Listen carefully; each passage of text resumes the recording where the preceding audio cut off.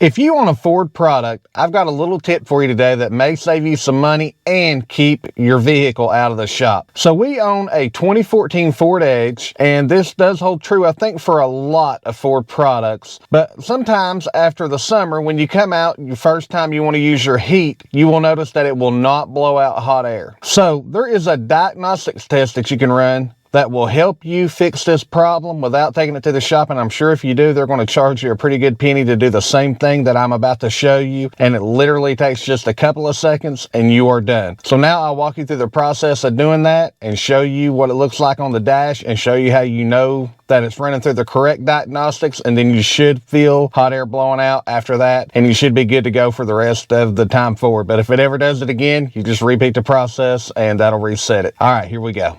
Okay. So with the key in the ignition, you're just going to turn this over to ACC. So basically all you're trying to do there is get power to the car. Then you're going to come over here to your dials, and to kind of show you how mine's set up, this is my power button, and over here is a button that I'm going to push with this. So basically it's the front defrost, and these do have different setups across the different Fords. Your power button and defrost may be over here, and that's your front defrost. So all you're going to do is hit them together and then hit the power button again real quick, and then that is going to kick this into the diagnostics part, and you will be able to see that up here. So you'll see a bunch of different things running across the screen up here, and I will show you that right here in just a second. So now we'll go ahead and get started. So I'm going to hit the buttons together, then I'm going to hit the power control.